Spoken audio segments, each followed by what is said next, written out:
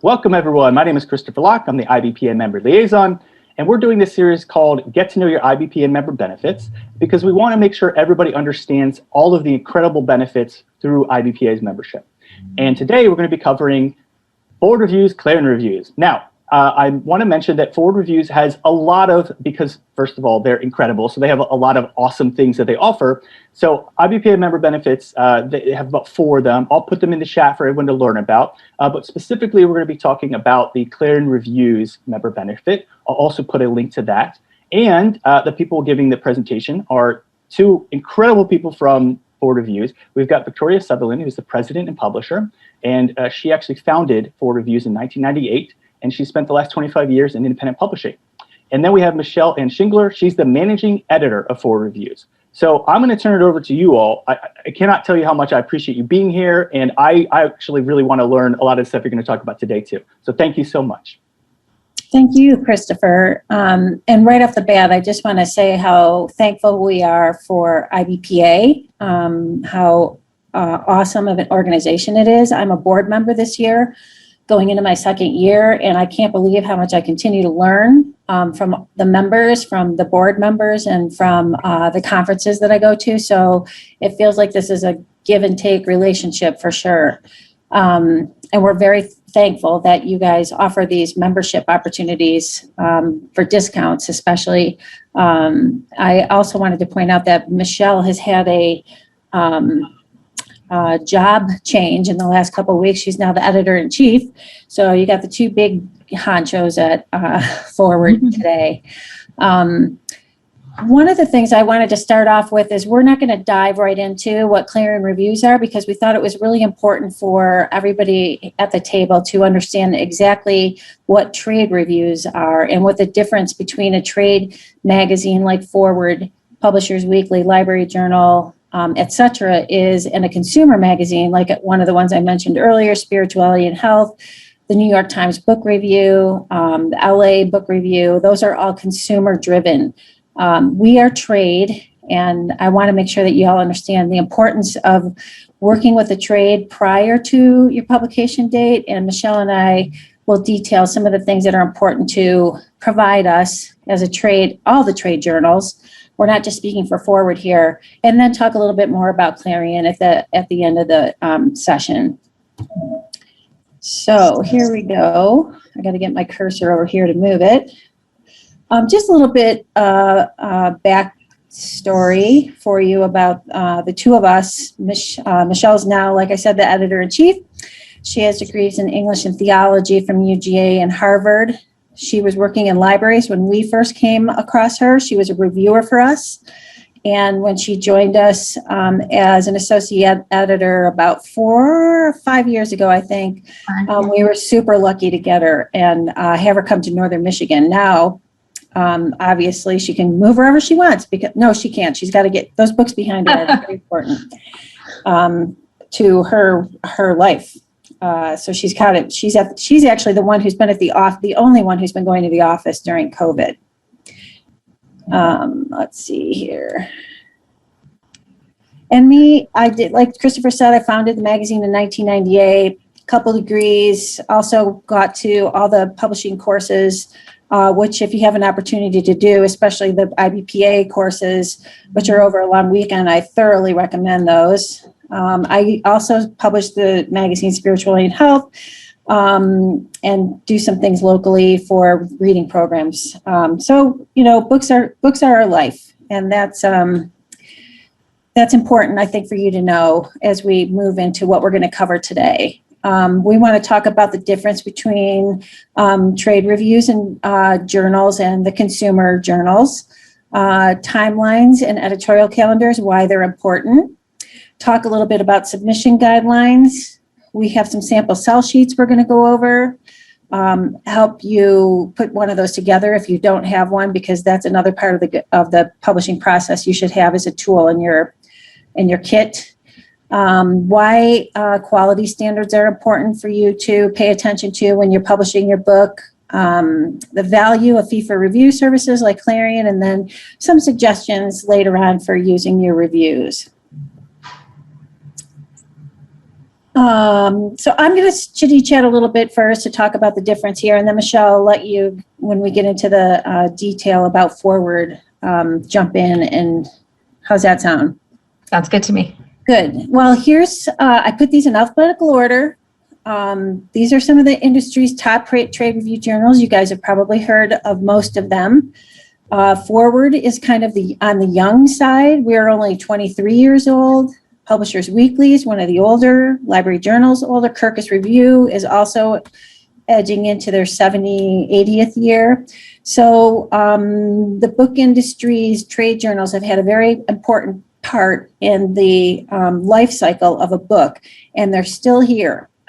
And that should tell you something also about the importance of trade review journals. The difference between the trade and a consumer publication is Foreword and our peers are read by librarians, booksellers, and rights agents to help them decide what books they should put on their stacks.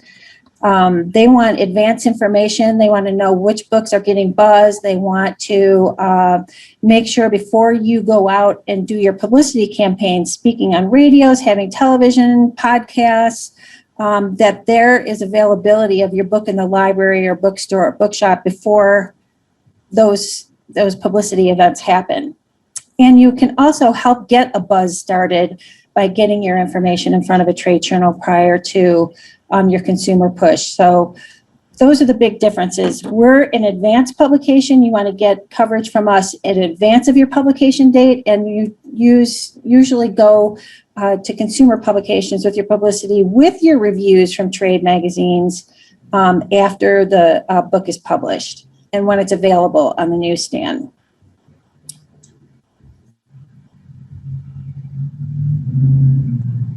Here's some of the things that we try to accomplish. We have a very targeted group of booksellers, librarians, and rights agents. I know for a fact of several librarians who have come up to us at trade shows and said, we're so happy. You guys are the only ones that are doing independent presses. We write down the ISBN numbers of all the books that you cover, and we just order them right away. I know that happens with other trade journals as well. They're usually suggested reading or they're usually good reviews in these trade magazines. If they're not, for us especially, we only come out bi-monthly, and we don't want to recommend bad books or waste space on bad books. And so we try to make sure that all the books that we cover are things that we can recommend. And the art of a review is to make sure that we point out the missteps in a book in a artful fashion. So it's entertainment. We want to review the latest titles, most noteworthy that publishers are putting out. We want to help them create a buzz about the books. We also provide, objective and honest opinions about how the book measures up against what other people are doing in the same category, for instance. We try to, if we're getting information from publishers about an author who's coming out with a new book or has a new fiction title that we need to be paying attention to, we try to give them the space that they need to help them get the book out on the shelves. And we also report on trends in particular categories. I know for Foreword, we have feature stories in every issue. The next issue is going to have cookbooks. You'll need to help me here, Michelle. We're looking at Nature coming up, which is going to be exciting. Literary fiction, translation. Those are some of the upcoming ones. So every issue, we have a particular category, a set of categories that we focus on, as well as the reviews in the back of the book that are in all the categories every issue. And one of the things that trade books do, as opposed to a consumer magazine or a podcast, is libraries tend to buy in multiples of dozens or hundreds of books at a time. And you can't ignore the value of a Barnes and Noble, 300 or 400 copy order, or the Chicago Public Library System ordering several hundred for their systems. And that's what you want a trade review journal to do for your title coming out, is really get some sales on the book and create this buzz that we've been talking about. And, book reviewing is part of culture. It's been around for a long time. And we like to think that we're all providing some sort of art, creating a part of art culture to the world. And that's how I sleep at night anyway. And we're contributing to the humanities artsy side of things. I think you should probably take over. I'm running out of my words. I think that's a great way to think about it, though. I think every review, we try to get the book in the hands of someone who's going to be as excited about it as we are. When I'm doing book selections, I'm thinking about what our audiences want, what patrons want, what someone's going to go in a bookstore looking for. But then when we get to the selection process and the assignment process, there are ideal readers. In our university press section, this coming issue, we're reviewing a book about Princess Leia. And there's a reviewer on our staff who's just in love with Princess, like the entire fandom. So she's the perfect reader. And we can do that. We can get it into the hands of someone who's going to write about it in a way that's informed, enthusiastic, and that's really giving librarians and booksellers an idea of how their audiences are going to receive it. It's a good conversation to be a part of, and we're excited about it every time. And librarians do need it, especially with independent publishers, with titles they might not be familiar with titles that perhaps aren't getting buzz from other places. They need to know in advance that this has been vetted by someone, and that it's something that their audiences can trust. They look for at least 3 reviews from a trusted source. We're a trusted source. The other outlets that Victoria mentioned are trusted sources.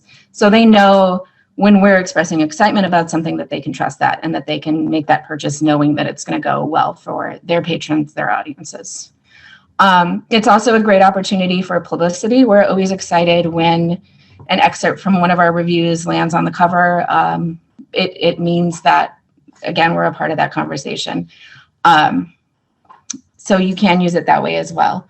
The database is invaluable. That goes for Clarion as well. When the review goes live, it goes to all of our licensees, and librarians are going to see that, and it is something that they need.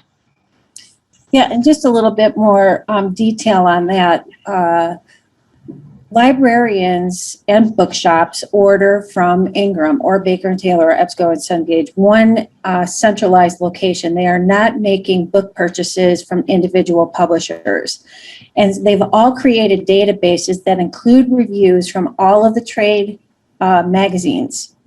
And if your book has been reviewed, it automatically, by the magazines that I've listed here, we all have, dozens of licensees. The book will show up in these databases, and as Michelle mentioned, they won't order. Librarians can't order unless the reviews are, there's a book review included in one of these databases. So we'll talk about this later with Clarion. From my perspective, the fee for review that you pay is worth it just alone to get into these databases. It's particularly hard for independent presses to get into these databases. And so this review will automatically get you into that.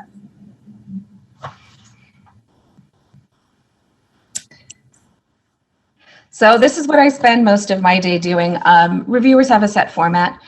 They're looking to both speak about the book and speak to how it operates on multiple levels. The criticism has to be thorough. It has to cover topics like if it's a novel characterization, how the scenes are set, how it fits in with its genre, if it's nonfiction, the credibility of the author, the research that went into it. They're looking at books on multiple fronts, but they're also trying to do it in a way that you have the flavor of the book, you're excited to read it, you know what you're getting into on a nuanced level. It's work. They have a lot of fun doing it, and we hope that the result is something that is both readable and really informative.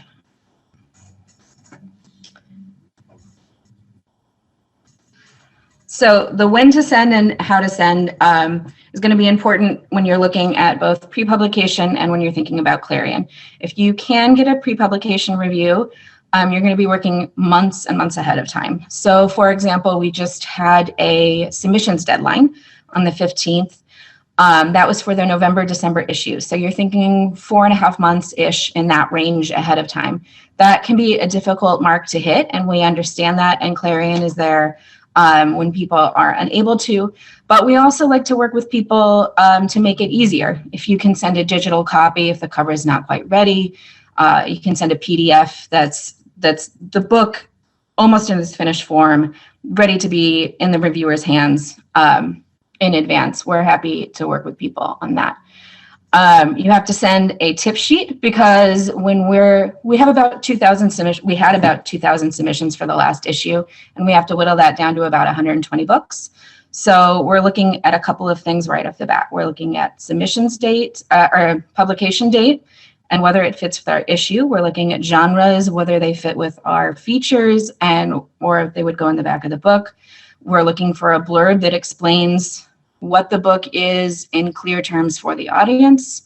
If you have cover art, that's ideal, because we like an idea of what the presentation is going to be like as well, because that does matter to audiences. It's a complicated process in theory, but it's also, with the information that we're going to give you, something that you can do easily, that you can check off a list. Is my tip sheet doing the work? Am I sending everything on time? Follow-up's a little complicated. I know that outlets like PW, who have bigger staffs, have ways to check in. Foreword, unfortunately, does not. I wouldn't say unfortunately. We're a smaller staff. So 2,000 books, there's not really a good way to check to see if your book is going to be covered in advance. But we do inform everyone who we are able to cover that they're getting coverage in a timely manner. I just wanted to point out, Michelle, a couple comments about the timing. Our reviewers actually read the books, and it's important for us to give them the time to read your books, and that's part of the stretch of how long we need it in advance. And after that, there's a lot of layers of editing that go on behind the scenes to get the review written. I mean, it's just not, as much as I like to think there's a formula that these guys can pop it off, but I think why we've survived and what makes our reviews interesting is because they tell a good story. They're unique, and Michelle just is sending back a lot of the reviews for the September-October issue right now, and it just floors me to hear the responses from publicists and other publishers about how the reviewer uncovered parts of the book that nobody else had, and it just makes my heart swell. So I really appreciate that about you and your team. And it's the same with a lot of the other trade reviews too. That's what our job is, and that's why we need the time to do it. Yeah, we want to honor every book that comes across our desk. So yes, I already went over this in the previous screen, and so some of it's going to be repeat, and I'm sorry about that. Advanced copies are best. As far in advance as you're able is good. As soon as you have something that is close to a finished product, start getting it out the door, start getting it to trade journals, go for that coverage. We are looking at things that are going to be part of your writing process as well. I open books sometimes at random. I open books sometimes at the beginning. But what you're looking for is to make sure that you're going to hook your audience. And your first audience is the person doing the book selection. Your second audience is going to be the reviewer. And then the bigger audience is going to be after all of those layers have been accomplished. You've got to have that hook. You've got to have it on the tip sheet, and you've got to have it in the book itself. Author expertise, this is going to be most important when you're submitting for nonfiction. Although if you have fiction and you have books to your name, definitely put that on the tip sheet. If you're a nonfiction author, put whatever credentials, whatever from your CV speaks to that topic, so that we know that you're a trusted voice on that topic.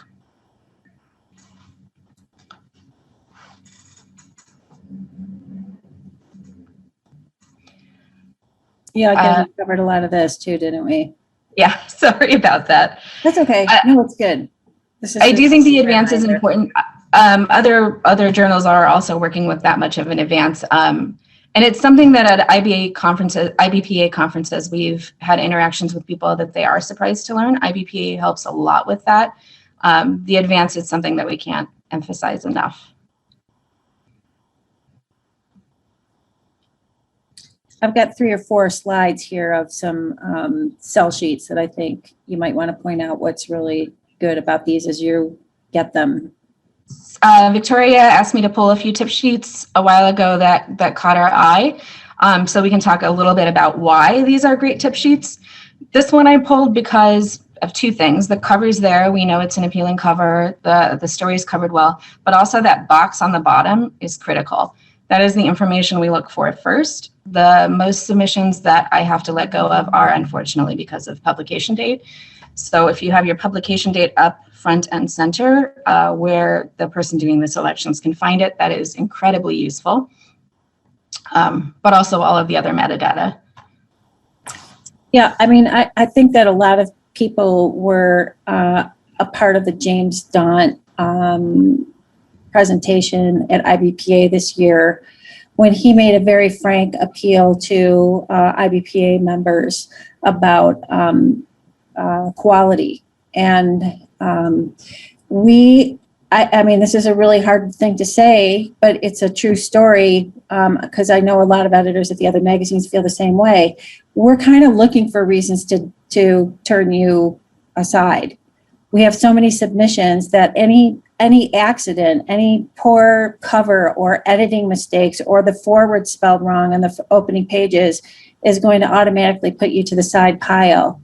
And so knowing that, it's just really important for you all to just have, keep in mind that the editors are looking for a reason to not dump your book, but say no to your book and make sure that what they have are going to give to the reviewers is the best possible version.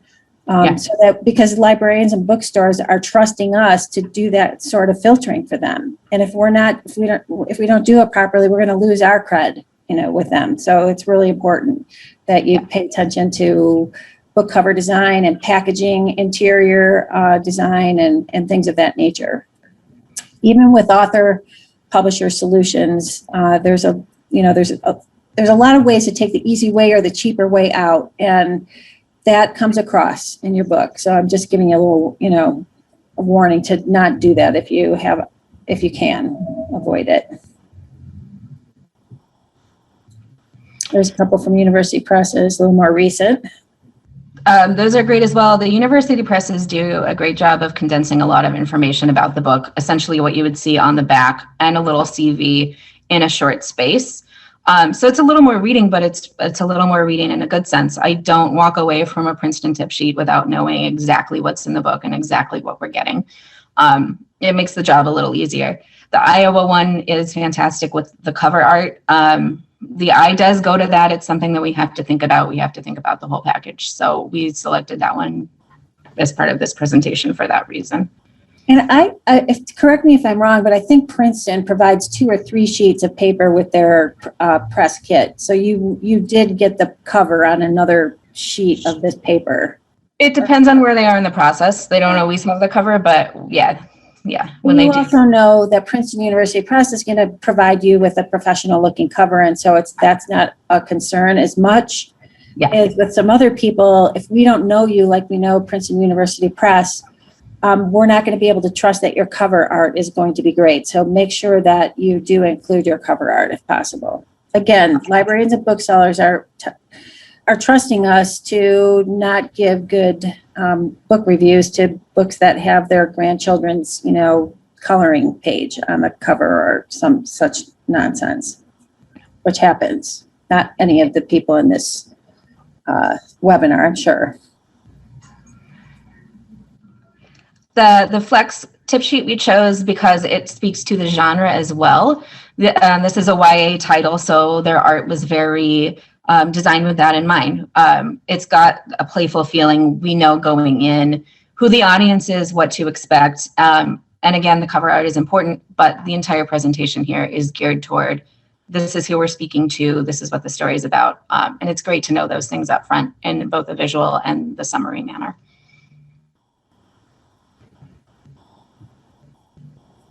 So, do you want me to take over now, or do you want me to? You finish this, and then I'll start on the next slide.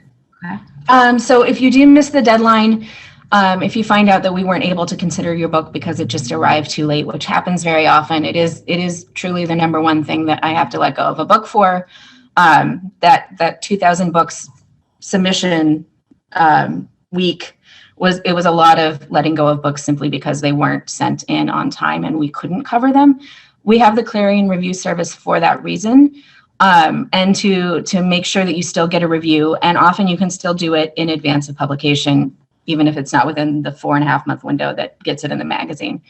I think that there are advantages to Clarion regardless. You get a little more information. The magazine reviews are vetted, so there's a presumed recommendation with that. You have more information coming to you if you get a Clarion review. The reviewers have to fill a space of about 150 more words. So they're covering topics that they just don't have the space to cover in a review that is a presumed recommendation. They're looking at things on multiple fronts. They're grading you on covers, they're grading you on organization. And that's all really helpful information to have both on a personal level and when you're going out to an audience, you can say, the Clarion reviewer loved it on all of these fronts. And I think that's a selling point. It's not something that you see in all trade journals. Victoria can speak more to who's doing that now. They're the same reviewers. So if you send me a Leia book, I still have that perfect Leia reader who can give you more information about how she received your book.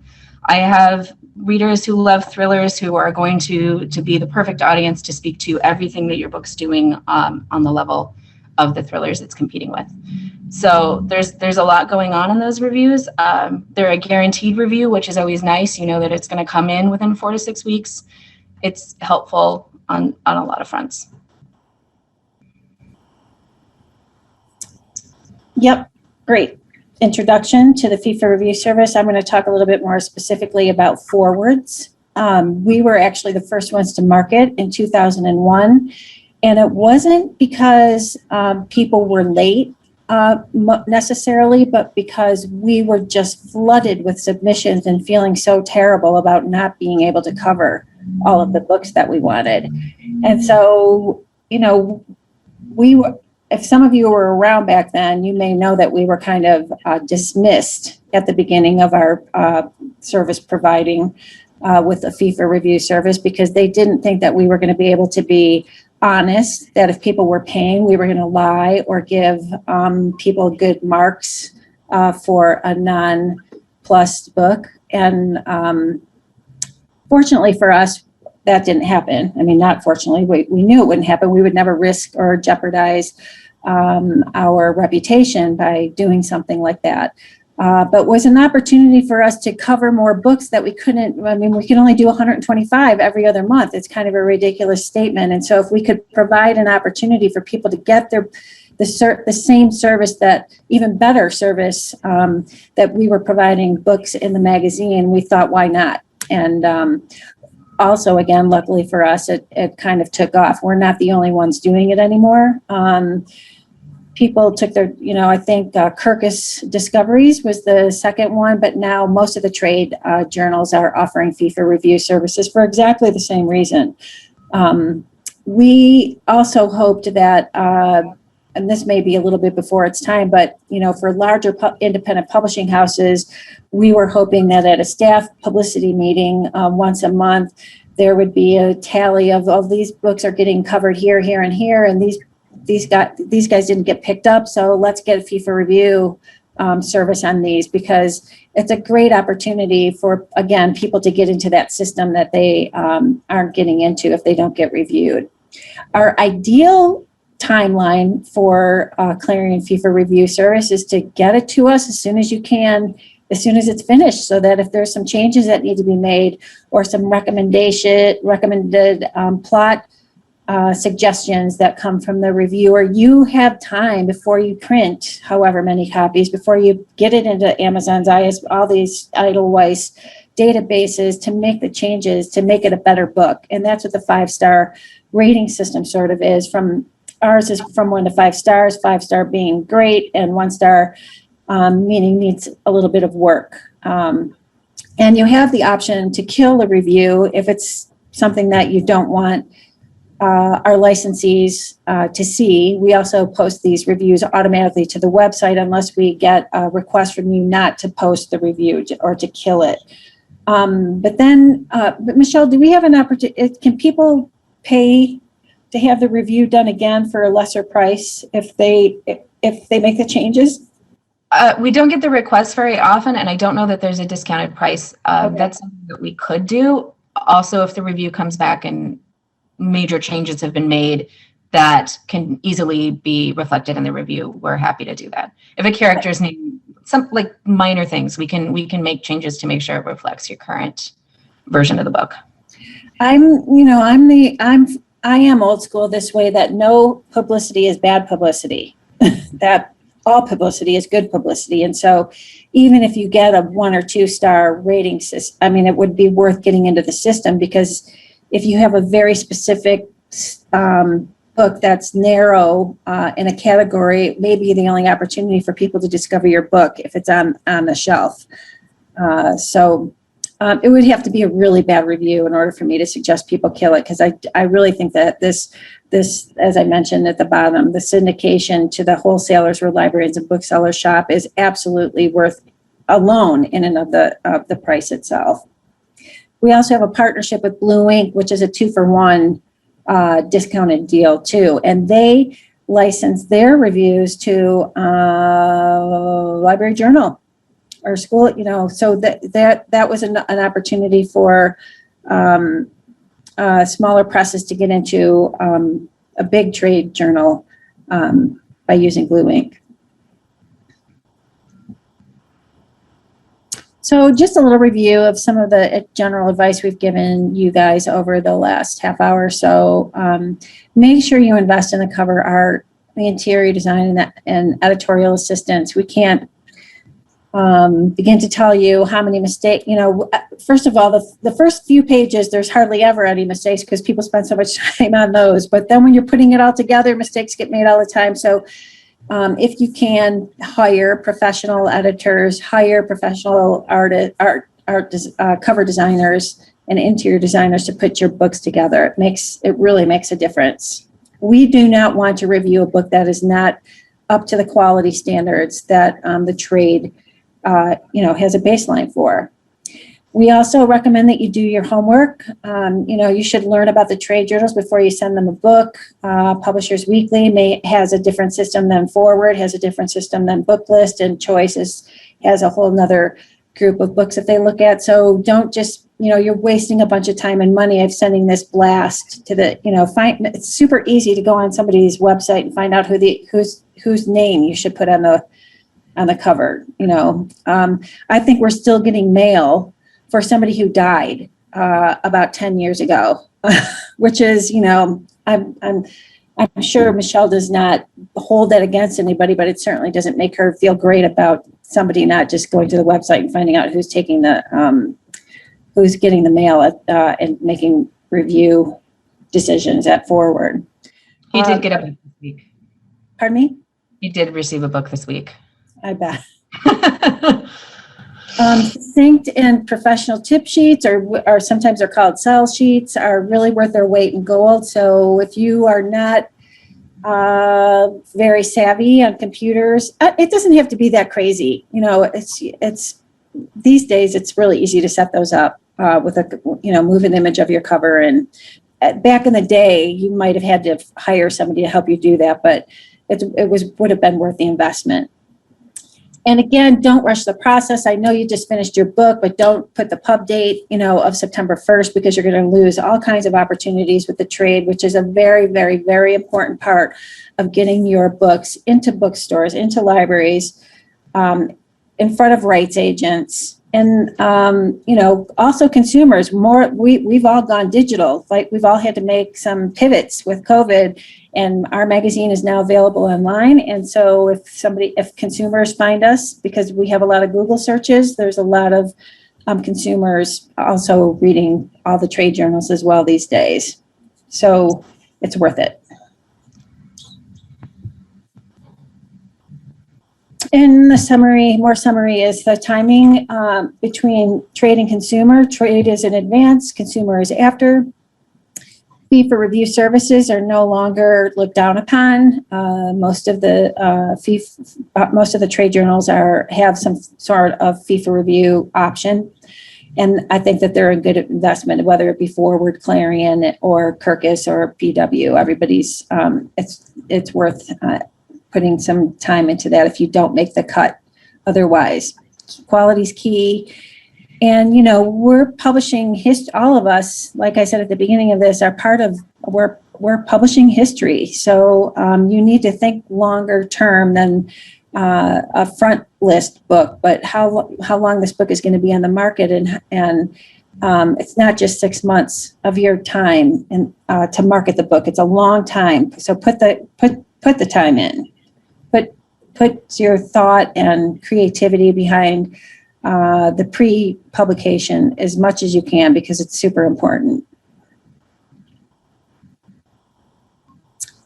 And so I think that Christopher was going to put this up on the screen for you guys. We do offer 35% discounts for IBPA members, which takes our pricing down from $4.99 to $320, up around $325. We also have 15% discounts on all our advertising in print and online all year, and a free subscription to the magazine for your first year. If you're not familiar with us and want to see what's happening with Foreword, we give you a free subscription. And with that, Christopher, I don't know if you had any questions you wanted to. Oh, yeah. Yeah, we do. Okay. First off, that was great. Thank you so much. We really appreciate it. Looks like I'm going to have to redo my covers for my books because my dogs created my covers. And I now know that that's not a good picture. So sorry. Okay, so a lot of people are asking about the syndication. So one thing I wanted to ask about with the syndication is timing. If someone gets a Clarion review or a Foreword review, if their book's not on Ingram Spark yet, but you all have already done that push to syndicate, how do they, after the fact, let's say they then later get their book at Ingram Spark, how do they get you all to resend it to all those places their book is now on? It's a rolling database. I think they update once a month, right? So they would see every new review that's come in the last month, and it would become part of the database. It wouldn't be any extra steps on our part or your part. Oh, good. Okay, good. And then people were asking about the tip sheet. So just to clarify, do people need a tip sheet for the Clarion reviews or just if they're going through the free Foreword reviews? A tip sheet for Clarion isn't necessary. It's helpful if you haven't filled in the metadata on our system when ordering yourself, because then I can fill it in easily. Otherwise, I have to rely on sources like Amazon for the information. So that's more just to help with Clarion. It's not necessary. Okay. And we've got then a bunch of questions. I'm going to do my best, everyone, to get to all of them. So if someone's asking about a series, so if they submit a book that's later in the series, but they haven't done the reviews for the first books, how does that work? Are you all okay getting the third book in a series? Absolutely. It's going to be a little different for Clarion versus magazine. If we haven't reviewed any of the books before, the reviewer is always going to treat it like it's an independent book. And they're going to discuss things like whether or not there's enough information to understand it coming in as a new reader. If they've read the previous books, that's amazing, because then they can comment on continuity. But they're, for the most part, going to treat it as its own book and say how good that one book is. We try not to give too much space to other books in the series simply because it takes up space in the review for the book at hand. And we always want them to concentrate on the book at hand. We have reviewers who are reviewing in continual series, but that's not always possible. Reviewers leave, reviewers aren't available at certain times. So I wouldn't ever think of that as a necessary thing. We're happy to jump in at whatever point in the series we can. Yeah, and is there something people can do to bring you all, like the reviewer, up to speed? Like, should they include something saying, here's what happened in the first 3 books or first 2 or whatever? It's a little hard to do. I wouldn't be adverse to sending a reviewer a sheet explaining what happened previously in the books, but they're still going to probably treat the book on its own merit.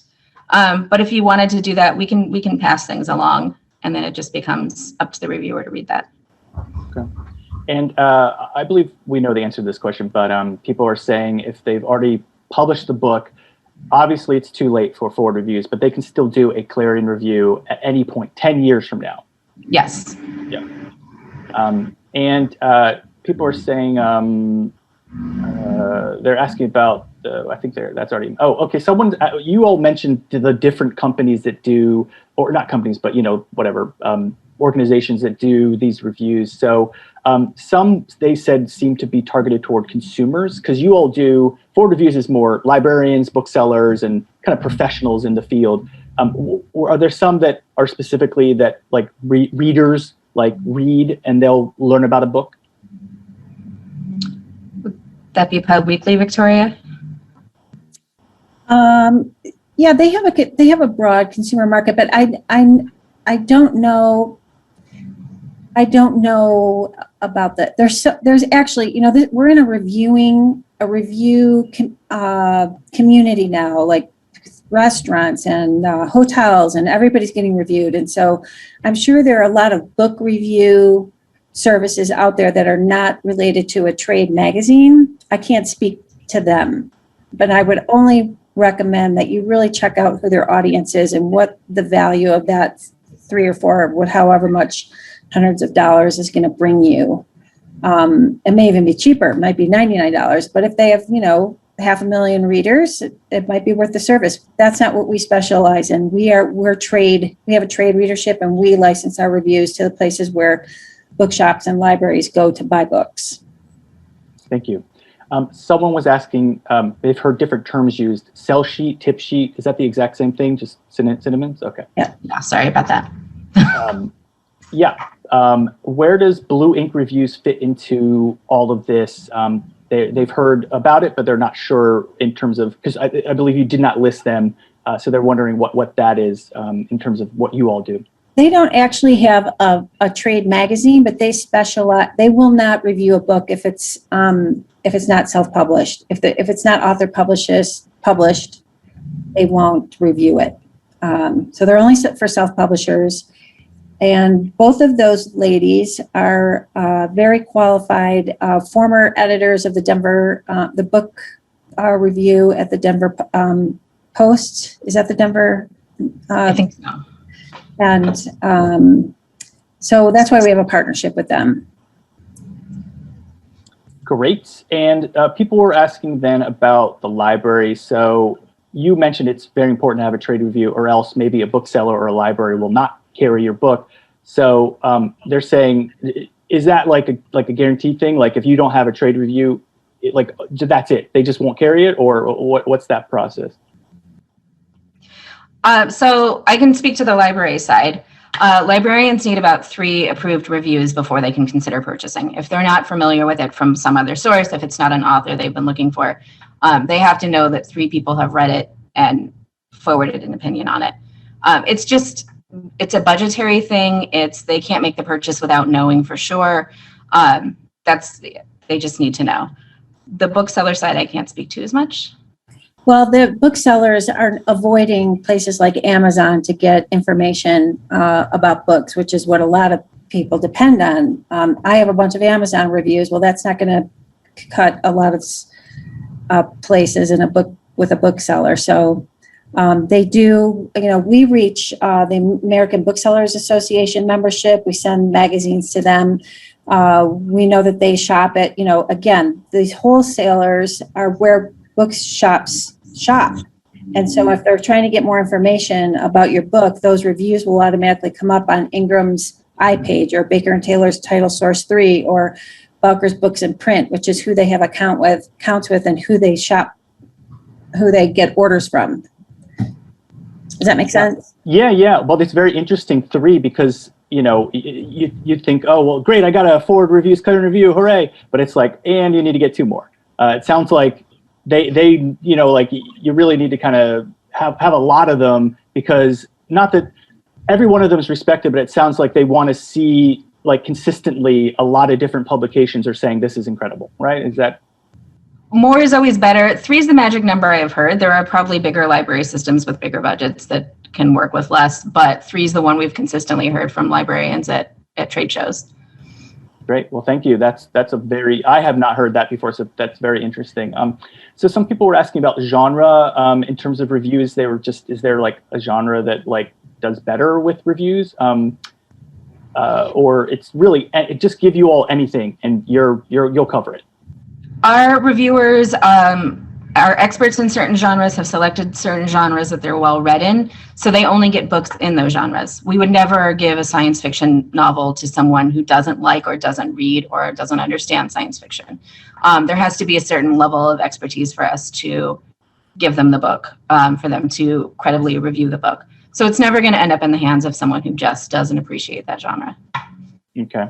And then I wanted to ask, a lot of people were asking about this, and I know you've mentioned the, for just Foreword Reviews, the date of the 4 months or whatever. People still seem a little confused about, like, let's say they only have 3 months. Like, is it like a clear cutoff? If you are not 4 months out, don't even try, or like, what's that like cutoff time of don't even try anymore? So 4 months is a rough timeline. The easiest way I can explain it is our deadlines, our submissions deadlines. So July 15th was the submissions deadline for November, December. That's going to focus on November, December books. If it's a late December title, it's a bigger window than 4 months. If it's an early November title, it's a little bit shorter of a window. It's mostly just going on an individual source's website, knowing what their submissions deadlines are and what issue that's for. 4 months is a good, it's like a bubble number, but it's not true for every book. So we have on our website a resources page for publishers that'll give you the submissions deadlines to give you a really clear-cut number. Okay, great. And, you know, I will just pop in and say, I know occasionally children's books, some art books that really are fantastic, and they can't get it to us sooner than 4.5 months because of the art of the, you know, blads or the early PDFs are impossible. You will make exceptions for that. Absolutely. And I've also known Michelle to be completely overblown, you know, run with a book that she felt was very special, that she actually said, I can't get this to a reviewer. I'm going to do it myself because this is an important project and I wanted to get it into the magazine and get coverage. So it's a bad habit. What if someone offered to buy you a Porsche?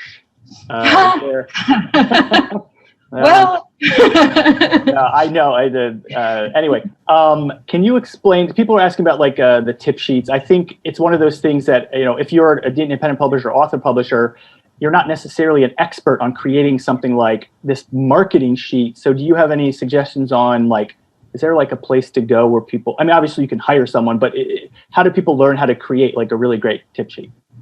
Christopher, are you going to share the PDF that we gave to you last week? Because just copying, you know, Seth Godin, my hero, always says, mimic who you like, it's hard to go to a bookstore and mimic a tip sheet because the tip sheets aren't included in the books. But if you're going to share that PDF, there's some tip sheets there.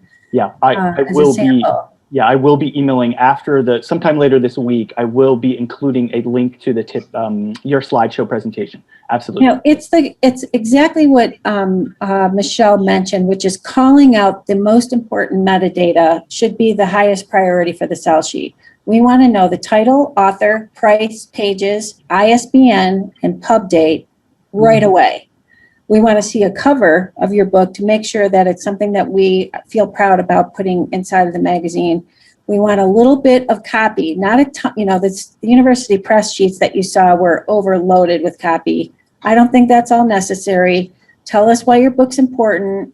You might want to have a couple sentences or two that you change in that, depending on who you're sending that sell sheet to. And then if it's a nonfiction book in particular, why is this author qualified to speak to this topic? I want to know her credentials. Is she speaking to a health issue and she doesn't have a medical degree? Probably not going to, you know, we need to have some credentials with a nonfiction title. If you're a psychologist speaking to depression, or, you know, a pediatrician talking to parents about toddler stuff, things like that. And what did I miss, Michelle? No, that's perfect. Who we can contact. We may need you. Make sure your contact information is in there. Because we want to send the review out to you when we are publishing, when we're getting ready to publish it. And if there's any factual errors, we want you to let us know. But if we have no way of reaching you, that's a problem. Yeah. And are you all willing to give out your personal phone number so all of our members can call you? And no, I'm kidding. You are so full of really great information. Like, that's why we wanted to do this. But like, I just wish that I think when people are trying to find information online, I know a lot of it's online, but sometimes it's hard to just all the answers you have today. So anyway, you don't need our phone numbers. We are very open to answering questions via email. We usually have sometimes up to 50 within an hour after a presentation. That's our job. We are here to serve you guys. So let us know if you have any questions about the process. If you're especially about specific things regarding your book or your current tip sheet, we can give you, it might not be a novel length email response back, especially if you want some information quickly, but we're perfectly prepared to answer questions via email that I shared at the beginning of or at the end of the screen. And you can call. We do have individual phone numbers with Foreword or voicemail 231-933-3699 is our office line, and you can send a voicemail to us individually. But I know for myself, I prefer email communication. It's faster. Wow. All right. I was just joking, but you all are, that's like great customer service right there. We appreciate that. I'll just ask a few more of these questions. There are a lot, so I'm not going to be able to get to all of them, but I've seen a few about awards and things like that. So in like a tip sheet, or is there somewhere that they should let you all know, hey, this book has won awards? Does that help with the review? For sure, if it's the Clarion, but hopefully you haven't won any awards yet if you're submitting a book that hasn't been published. The only exceptions I could think of were like the Iowa prizes, where they publish as part of the prize. And then, yeah, we do want to know that if you were selected for publication because you won a contest. But yeah, what Victoria said, for the most part, those are awarded after. So it would be. But this, again, this sell sheet is not just for review submissions. It's also if you're putting together a rights sale program. Sell sheets are requested. They don't want to see copies of your book at first. They want to see a tip sheet emailed to France, emailed to Russia, emailed to Brazil before they even look at your book. So it's not a bad investment for this tip sheet. And on that tip sheet, you'll want a version that says, I've already sold rights to Spain, to the UK, and a part of the metadata. That's another conversation, but the tip sheet is very valuable for you moving forward. You'll use it all the time. You'll use it for the rest of this book's life, that sell sheet, tip sheet. And the people were asking about the reviewers. Are they employees of Foreword Reviews? Like who are the reviewers? They're freelance. They work all over the world, really. We have someone in Spain. We have someone in Africa. Some of them came to us before my time, so I can't say how they were onboarded. But we also, for example, have 2 people working on short stories who were reviewed in the magazine and enjoyed their reviews so much that they asked how they could join the staff. So now they're reviewing short stories as short story authors who we've covered. When people are onboarded, they have to give us information about their prior work experience. We have a lot of librarians and booksellers as well. And then writing samples and some idea of how they're going to fit into our staff. So there's a level of expertise and genre expertise, and they're really working all over, which I think is pretty cool. And it's a pretty competitive review market out there. So it's not easy to review for us because we have one of the longer form reviews, like 350 to 400 words. It's a more substantial review, and the other trade magazines are more annotations of the book. We all are very competitive with the fees that we pay, which is not a lot. People are not doing this for the money, and they're doing it because they want to read and get books, and they enjoy the process. We are one of the few, I think we're the only ones that actually list our reviewers' names in print And so we thought that that was kind of a bonus for reviewers to choose to work with us, because now their work is highly visible on the website, and so that helps, I think. Yeah, they deserve a byline. They work really hard. We love our reviewing team. And we're also, it's one of the ways, look, we're in Traverse City, Michigan, which I don't know if you're very familiar with this. It's really, really, really hard to hire diverse people in Northern Michigan. And we're doing our best, and now that we're all working remotely, this is becoming a little bit easier, but especially with reviewers, we have a much bigger opportunity to have a little bit more diverse staff helping us, which I'm so thankful for. Me too. And I think two more questions.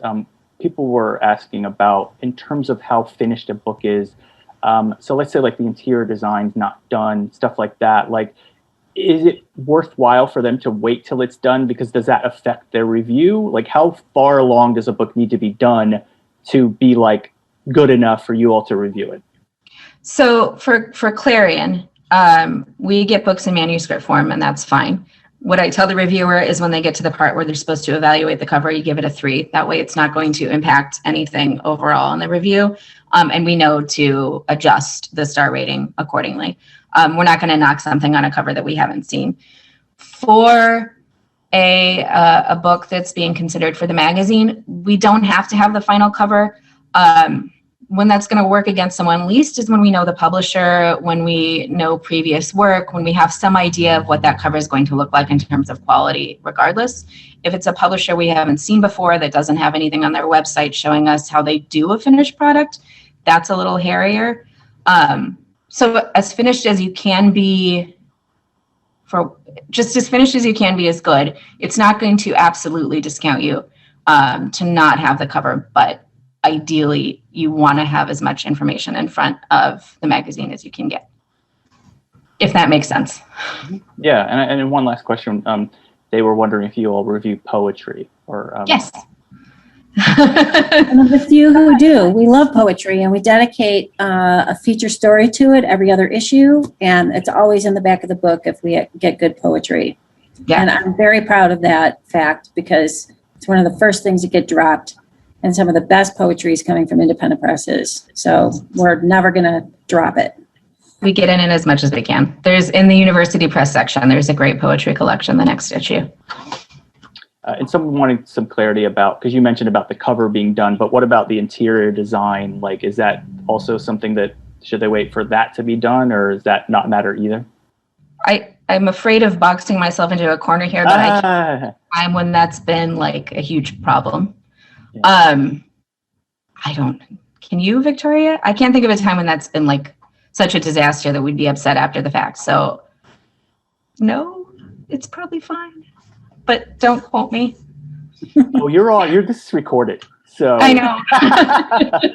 No, it's fine. I mean, answer however you feel comfortable. I mean, we're just trying to give information for people so they know. Yeah, Michelle, I would say that we're betting, especially if they're coming from IBPA members, that the interior packaging is going to be pretty decent. So I would say, don't worry about that. Get it to us in manuscript form, and we can give more trust on that for sure. Yeah. Well, so let me tell you, IBPA, indie publishers, we are so grateful that you exist. I mean, to have such a respected outlet that does reviews about indie books, I mean, it's just so helpful. So I can't tell you how much today's been helpful, but just the fact that you all are, a publication is so helpful. So, thank you for being alive and for giving a voice to indie publishers that allows them to have access to librarians, booksellers. It's really difficult to get into those to get into those different channels, and you all provide that. So thank you.